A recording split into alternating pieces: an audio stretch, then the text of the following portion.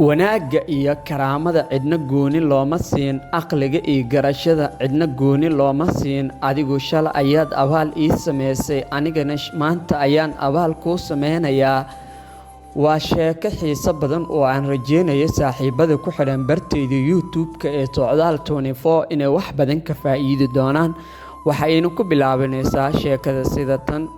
Oday waayeel ah oo degnaa jira gobol ka tirsan waddanka Algeria ayaa waxaa ka xanuunsatay gabadhiisa oo aad u yareed. Waxaana loo sheegay gobolkan uu degan yahay in gabadhiisa aan waxba looga qaban karin, laakiin caasimadda uu geeyo. Gobolka uu degnaa isbitaal ku yaala ayaa warqadda caafimaadka ee beddelka laga soo siiyey. Odaygii markii warqaddii beddelka la soo siiyey waxaa lagu wargeliyey in gabadhiisa qalliinka loogu sameyn karo caasimadda. Odaygii aad ayuu u fakeray, dhowr su'aalood ayuu isweydiiyey. Su'aalaha uu isweydiiyeyna waxaa ka mid ahaa: caasimadda yaa kaaga horeeyo, qaraabo miyaad ku leedahay, iyo waxyaabo kale. Maya ayaa u soo baxday. Odaygii gabadhiisii inuu soo xambaarsado ayuu soo baxay. Safar dhulka ah ayuuna soo galay, gabadhiisiina waa uu soo waday. Markii gabadhii uu soo waday oo isbitaalkii keenay, isbitaalkii wuxuu ahaa isbitaal aad u weyn. Odaygii oo daal iyo rafaad ka muuqda iyo gabadhii oo sii xanuunsata ayaa waxay imaadeen isbitaalkii. Odaygii isbitaalkii siduu ugu wareegayay oo marba dhinac u aadayay waa uu ku soo daalay. Markii dambena waxa uu go'aan ku gaaray inuu iska fadhiisto meel.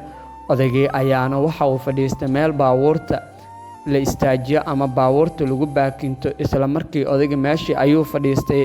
Gabadhii xanuun darteed ayay la hurday. Odaygii waa uu fakeray, markaas ayuuna allabari meesha ka bilaabay, isaga oo xaaladda uu ku jiro Allah ka baryayay in Ilaahay uu u fududeeyo. Odaygii in muddaha markuu fadhiyey, mid ka mid ah baabuurtii meesha ku baakimnaa wiil iska lahaa ayaa odaygii u imaaday. Warqaddii ayuu ka qaaday. Waa uu warqaddii markii wiilkii uu akhriyay, isla markiiba wiilkii jawaab ayaa ka soo bixi weysay. Wiilkii waxa uu doonay baabuurta loogu talagalay dadka curyaamada ama bahalka lagu qaado dadka curyaamada. Gabadhii ayuu saaray, isla markiina isbitaalka ayuu gabadhii geeyey. Odaygiina soo bax ayuu dhahay.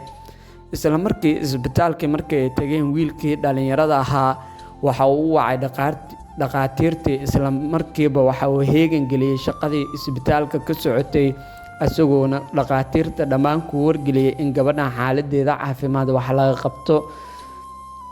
Intii dhaqaatiirta ay ku mashquulsanaayeen, wiilkii dhalinyarada ahaa ayaa dhakhtarkii qalliinka qaabilsanaay iyo xafiisyadii kale ee isbitaalka uu lahaa isla markii ku wargeliyey in gabadhan lagu daro dadka maanta qalliinka loo sameynayo. Isla habeenkiiba gabadhii qalliinka ayaa loo sameeyey, waana lagu guuleystay qalliinkeedii. 2 maalin ee isbitaalka joogtay kadib, odaygii ayaa dhakhtarkii waxa uu ku wargeliyey in gabadhan la celi doono 7 maalin kadibna ee isbitaalka ku soo noqon doonaa. Odaygii markale fikir ayuu galay, wuxuuna isweydiiyey 7 maalin cidda uu la joogi doono maadaama magaalada qofna aysan u joogin. Odaygii oo yaaban oo xaaladiisii meel oo wax ka bilaabo la, wiilkii ayaa u imaaday. Isla markiina waxa uu ku soo kaxeeyey gaarigii. Wiilkii iyo odaygii waa ay soo raaceen. Odaygii halka loo wadana ma garanayo. Wiilkii waa uu soo waday, gurigiisa ayuu keenay. Waxa uu u wacay xaaskiisa iyo carruurtiisa, waxaana u sheegay odaygan iyo gabadhiisa in loo xanaaneeyo si wanaagsan oo martida loo wanaaji lahaa. Wiilkii waa iska soo baxay, shaqadii ayuu aaday. Markii shaqadii uu ka soo noqday kadib ayuu odaygii ay wada cashiyo rabeen, ayuu odaygii waxa uu dhahay: anigu cashada xaaraan ayay iga tahay, adigu kuma tahay, maxaana intaanu asxaan iigu sameynaysaa? Wiilkii oo odaygii inuu ka farxiyo raba ayaa odaygii waxa uu ku yidhi: ma taqaanaa iskuulka magaalada ah ka imaada ku yaala ee iskuulka hebel? Odaygii haa ayuu dhahay. Markaas ayuu dhahay: ma xasuusataa wiil hadda ka hor lacagta imtixaanka dartiis la dhahay imtixaan ma gelaysin? Nacam ayuu odaygii dhahay. Markaas ayuu dhahay: wiilka asagoo ooynaya aad u imaaday kadibna xaaladiisa markii uu kaaga warramay oo aad ogaatay lacagtii imtixaanka ah ka dhiibtay? Wiilkii odaygii haa ayuu dhahay. oo maalinkaas anigu waxaan ahaa ayuu dhahay ardaygaas. Wiilkii ayaana sidaas dhahayo. Odaygii: maalinkaas lacagtii aad iga dhiibto oo imtixaanka aan ka galay natiijo fiican ayaan ka keensaday, imtixaankiina waa ku guuleystay ayuu wiilkii dhahay. isla markiiba markii dugsiga sare aan dhameeyay dowladda ayaa isla markiiba shaqo ka helay oo isbitaalkan hadda aan joogo maamul ayaan ka ahay ayuu wiilkii dhahay. sidaas ayaana abaalkaadii maantana waxay tahay maalinkii abaalka aan kuu gudi lahaa ayuu wiilkii odagii dhahay. odaygii aad ayuu u calool xumooday, waa uu ooyey, wax uu sameeyey ayuuna aqoon waayey. dhammaan saaxiibada ku xiran barteeda YouTube-ka sheekada maanta waxaan ka baranaynaa haddii uu jiro ruux abaal kuu galay ma ogtaha adigana maalin uun inaad abaalkaas u geli doontid oo garab istaag uu kaaga baahan karo.